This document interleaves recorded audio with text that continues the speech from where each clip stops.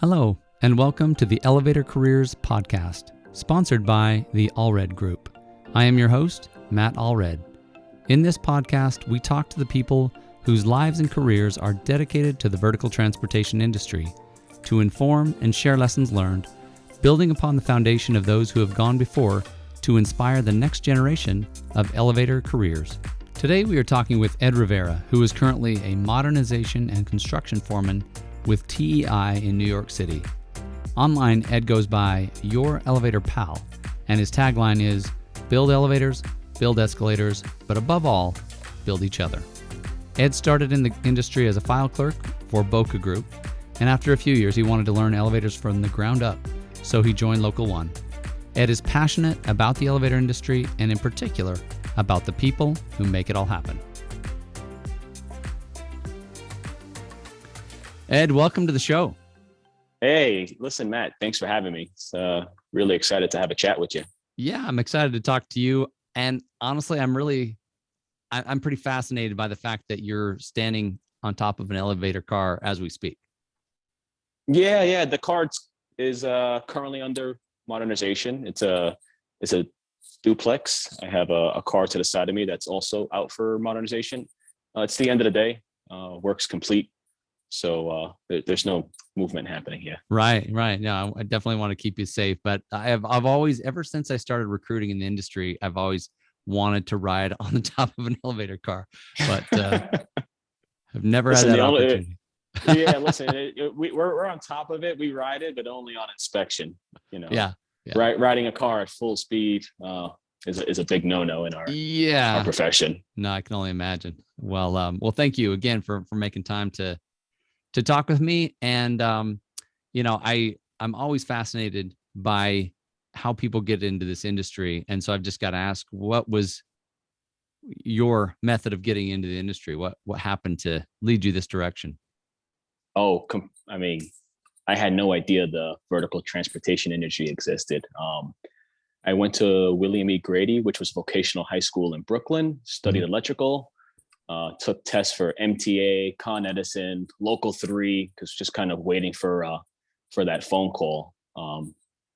And while I was waiting, my father's coworker, Eddie Garcia, was a karate teacher to a man named Dan Nichols. Dan Nichols was the founder, one of the two founders of Boca Group. Okay. Boca Group is a vertical transportation consulting firm here in New York City. Again, at the time, I had no idea. I thought I was going to go interview with an elevator company. My dad sets up an interview. I go to this interview. The night before, I'm studying my motor control books, AC motor control, DC motor control. Went to this interview in 200 Park Avenue, the MetLife building in New York City, and thought to myself, wow, this is a fancy elevator company. This is a fancy building. Went in, sat down in the conference room, first time in a conference room. In walks Dan Nichols. He had a presence about him, just big burly guy, walks in, sits down, stares me right in the eye and says, so how are your filing skills? And I just thought to myself, what the is this guy talking about? I just said, they're great. He goes, okay, when can you start? I said, today, tomorrow? He goes, good, go upstairs, see Jennifer, $7 an hour. And that was the beginning of my elevator career. So tell me what you were doing for Boca Group, because you had some electrical knowledge, but as far as elevators, maybe didn't know. Oh, zero. Just at the time I could say was, zero experience with elevators specifically. And I was filing papers. The first couple of weeks, months, I just was filing papers. But at the same time, I was kind of just really getting a peek into this huge industry. And I started to just study the project managers and the consultants and interact and engage. And I would take home specifications. Cool. And on my own time, I would read them just to get an idea of the jargon. Had no idea what anything meant at the time. It was all still foreign, but I saw, I said to myself, man, there's opportunity here. I just got to put some work in. And, I was there for about 4 to 5 years. And in that time, my responsibility started to grow from filing papers to assisting, with the bid packages, to the assisting of writing specifications. And again, I wasn't like an expert writing specifications. I was assisting, the senior PMs in that process. Started to go to meetings. I just started to grow, and with that growth, I think Dan Nichols had recognized that and started kind of moving me up little by little, more and more responsibility. And then just came a time where, unfortunately, Dan passed away. And he was the first guy in this industry who I looked up to as a mentor. So when he kind of passed away, unfortunately, I don't want to say I was lost, but I said to myself, okay, now's the time for a change. I mean, I really wanted to work with my hands. That's why I went to vocational school. Right. And I picked up the phone and I called Mark Gregorio. Mark Gregorio is the president and one of the founders of TEI Group, who's my current employer. That was about 15 years ago. 15 years ago, I gave him a call. So you called him and he said, when can you start? Yeah, I called him and I remember the phone call vividly. I said, hey, Mark, does that offer still stand? And he said, absolutely. Come see me tonight. So, okay. Yeah. And at the time I was meeting all these, I guess, like industry powerhouse key players meeting, because, you're on the consulting side and you're interacting, you're engaging. And there were, a lot of times the companies were always saying, hey, kid, you ever want a job? Call me. So I had like a list of companies I could potentially have worked for. But what I found interesting about TEI Group was, and specifically Mark, was that he worked on elevators. He went from building elevators to having a company. So I found that fascinating, and I kind of wanted to be a part of that. Right. Well, you said you wanted to work with your hands. Was that a huge shift to go from filing papers and going to meetings? No, man. That was no huge shift. The huge shift was going to filing papers. The huge shift was that side of the business. Since kindergarten, I knew I was going to work with my hands. That was cool. No question. Yeah. So I kind of went in, and it was funny because we sit down, we have a meeting, and he was under the impression I wanted to actually work for him, like sort of like a project management side. Sure. And I looked at him and said, no, I'm here because I want to get into the union. TEI employs local one union members. And he looked at me, he said, oh, really? He says, okay, interesting. He says, if you can figure out how to build elevators and tie that into your current skill set, you're going to be of extreme value. And he gave me that opportunity. He got me into local one. Sure. And which was really neat. When I was leaving his office, I saw a book on his shelf, and I went and I grabbed the book, and I said, wow. I said, this looks like a book from Grady. I opened the book, and sure enough, it was from Grady. And I looked at Mark. I said, Mark, you went to Grady? He goes, yeah, I went to Grady. And then we had like something else in common. Right. Both Brooklyn boys, went to vocational high school, same high school. We actually had some of the same teachers. I didn't realize how many people in the industry in New York actually attended Grady. Cool. So that was kind of cool to learn. But yeah, that's kind of my beginning in this industry. And so once you got into the field, started working with your hands, have you pretty much stayed doing that ever? I think you took a little time with Boca again, correct? Yeah. So I was, let's see, I went through my entire apprenticeship program with TEI, mechanic. The apprenticeship program is about 4 years, and then you take your mechanics exam. Thereafter, you get put out as a mechanic. I went from mechanic to running my own projects.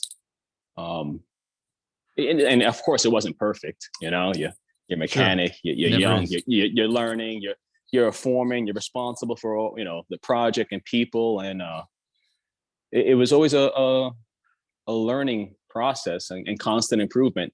And even till this day, it's a constant improvement for me. I'm always aiming to be a little better, really figuring out how to add value. And that's genuine. That's what gets me excited in the morning. How am I going to add value? Even though it may feel a little different, like running a project is second nature to me now. Building an elevator is second nature to me now.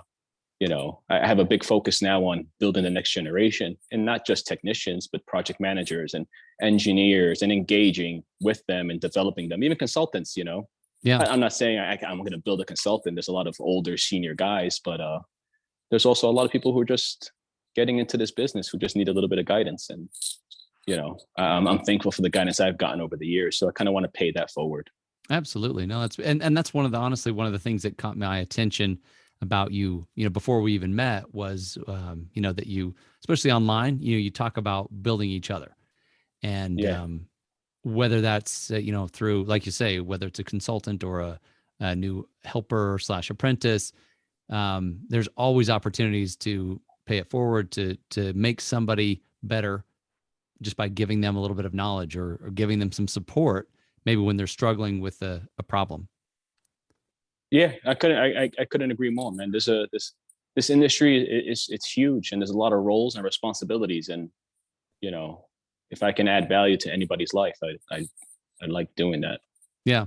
So Yeah. we talked a little bit the other day about, kind of leadership, and, being a superintendent. And I really liked some of the things you were saying, because, and I think one of the things that I think is impressive, the fact that you've been through the apprenticeship program, you've got your fingers dirty, you've learned by doing, and now when you lead, obviously there's a certain amount of credibility, and just knowing, hey, I've done that. I know how to do what you're doing, so you can lead that team. But then you were also talking about how those who, maybe they come from outside, maybe they come from the military, maybe they come from somewhere else, but kind of the key, and I just wanted to see if you could elaborate a little bit on the key difference you've seen between those who succeed and those who don't succeed. Sure. I guess I'd like to highlight the importance, or there is a lot of value to having a superintendent, or manager who's actually done what you're doing. Sure.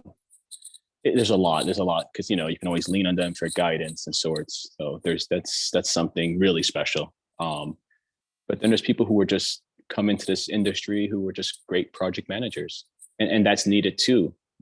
And probably come from backgrounds where they've led people, led projects, and that's great.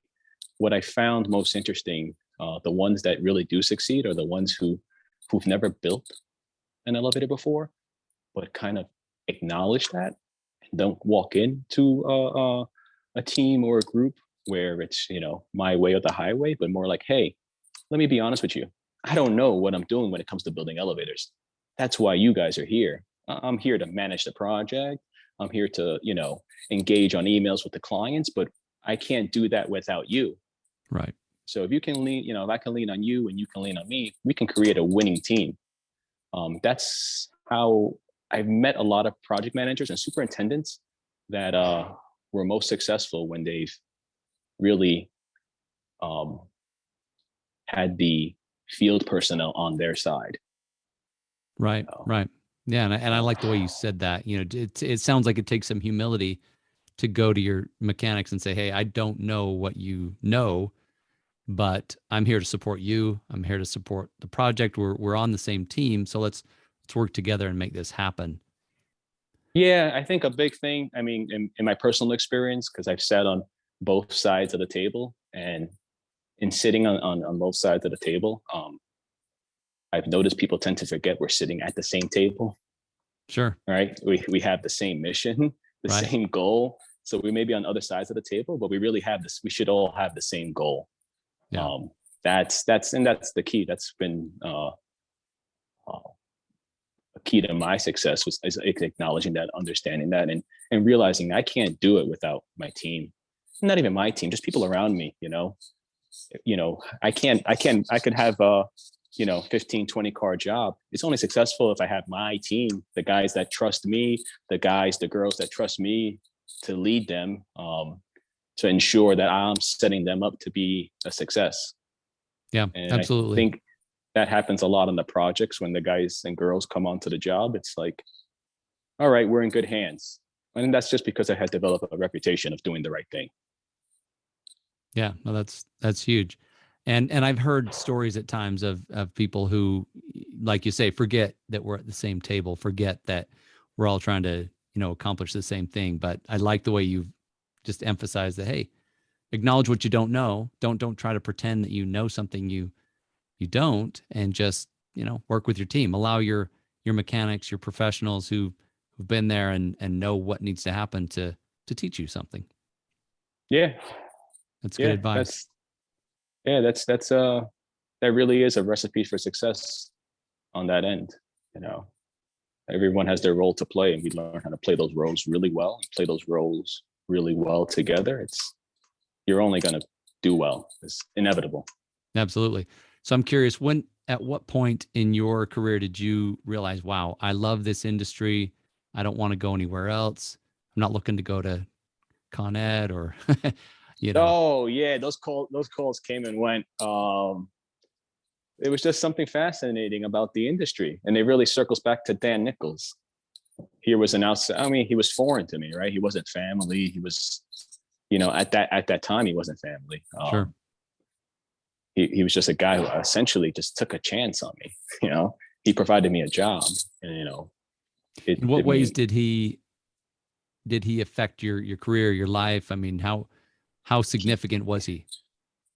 It was big in a sense where he was also he worked on elevators, right? He was another elevator guy, for lack of a better term. This is an elevator guy. He did it. He went from building elevators to starting a consulting company. Right. So I found that fascinating. I guess subconsciously it said to me, hey, it's all achievable, Ed. All this is achievable. If this guy can do it, why can't I do it? So I was inspired by that. I was inspired by him. And I studied him a lot. He was a good, really, really, really, I'm sure anybody who really knows him could speak highly of him. That's awesome. That's neat the way that he inspired you. And I don't know if he knew it at the time. He knew he was running a business. He maybe didn't know just how closely you were watching.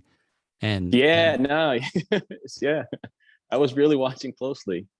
And a lot of he gave me a lot of responsibility over time, and I found that fascinating because this guy doesn't know me from a hole in the wall, but he's entrusting me with this and this and this, and the responsibility just kind of added up. And it sounds like you were hungry for knowledge. I mean, the fact that you were noticing what books, when you went to TEI, you noticed the book on the shelf.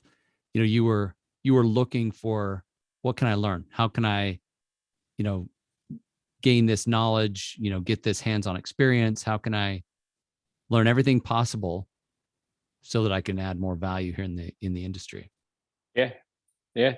Back then and to this day, figuring out ways to educate myself. I tell apprentices all the time, ask any apprentice who's worked with me all the time. It's what you do after 3:30 that makes the difference. And I use the time frame 3:30 because we generally work from 7 to 3:30. Sure. So I tell these guys, it's what you do after 3:30 that makes a difference. If you're just going to come in here to collect a paycheck, at some point, it's going to fizzle. Sure. There's no joy. There's no excitement. You got to be hungry. There's too much opportunity in this industry not to be hungry. I mean, I understood that a long time ago. And I'm still hungry, man. Yeah. I'm still hungry, That's awesome. Hungry and also willing to give it to others, which is a way of building everybody else.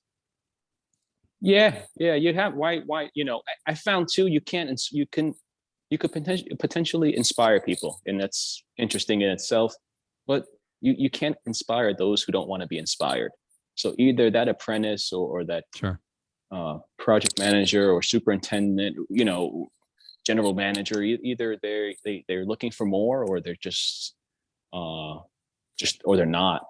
And the ones that are looking for more are the ones who kind of like will feed off your energy and go, hey, how can I get a little more information from you? What are you doing with this? What are you doing with that? I connect with everybody in the industry, especially here in New York City. I'm always a phone call away, and I'm not like the guru who knows everything, but they're also a phone call away. I could pick up my phone and just say, hey, I don't know this, but you're going to talk to that person who's equally as enthusiastic about what they're doing and willing to share the knowledge they gain over the years. And that's also part of our little tight knit community. Yeah. Well, and that's one of the things I find so fascinating. And even having worked in other industries, I just don't see it anywhere. But this connection, like you say, this tight knit community. When I talk to somebody and they say, "Oh yeah, I called my buddy that we worked together years ago, not even at the same company, but he can help me walk through this problem or help me with an issue," and I think it's unheard of in a lot of other industries. Yeah, it's common. It's common here, man. You get an elevator tech and start talking elevators. Forget about it. You'll be there for days. It's awesome. So tell me what you love most about this industry. Oh, about the industry. What do I love most about it? That's a good question. I don't know if I love anything specific about it. It's a big, big, big, big, big family. It's a giant community, of individuals Sure. with a common goal, right? To provide quality service to a customer or a client. Mm-hmm. That part's really neat. Your end product is tangible, right? You can touch it. Sure. It's a moving box that you built. That's pretty exciting. You get to see what you built. You also feel accomplished kind of every day, right? You did XYZ task and sure. It's all tangible. You can touch it, you can see it, you've completed it. Yeah, it was, and again, it's one of those never knew it existed, but I'm glad I fell into it. Yeah. Between these moving boxes and the people who help you build these moving boxes, it's quite a combination. It really is. And like you say, it's a big family, a tight knit community. And if let's end with this question. I guess if you were to give some advice to others in the industry, maybe they're starting out, maybe they've been there for a while, but what's something you've learned or observed that you feel like could maybe strengthen this family or be good to know? To the senior personnel, share your knowledge. Share your knowledge. It should never go to waste. We should always be sharing, Sure. especially to those that are eager. Those who are new to the industry, just start to study people. Watch. I've always emulated individuals. Sort of look up to this individual and say, "Wow, what is he or she doing? How did he or she get there? How can I get there?" I've taken so many characteristics, from different people, and kind of, just being constantly observant and watching those in positions that I want to be in has really served me well. And being curious, not being scared to go up and just chat with them. And most of the time, they just are happy to provide feedback. I have some people that really just in this industry really helped me become who I am as a professional. And Absolutely. I think we should all be striving to become the best versions of ourselves and the best professional that we can be. I love that. And that really speaks to the tagline that you've got online, just about building each other, right? Let's build one another. Let's all ascend together, maybe to borrow a little bit of elevator speak. So yeah, for sure. That's the key, man. That's the key. You're gonna go further together, man. Absolutely. Yes, I say it all the time. So did you make that up yourself? Like, yeah, I don't know how. I don't remember the day, but I just remember I was just writing away. I said, build elevators, build escalators, but above all, build each other, because that's how you're gonna win. Absolutely. Thank you for sharing that. Thank you for being here with me today, and hopefully we'll get another chance to do this later on. Yeah, Matt, real pleasure. Thank you for having me. I really appreciate it. And everyone out there, nothing but love. Peace. Thanks, Ed. Take care. Take care. Thank you for listening to the Elevator Careers Podcast, sponsored by the Allred Group, a leader in elevator industry recruiting. You can check us out online at elevatorcareers.net. Please subscribe, and until next time, stay safe.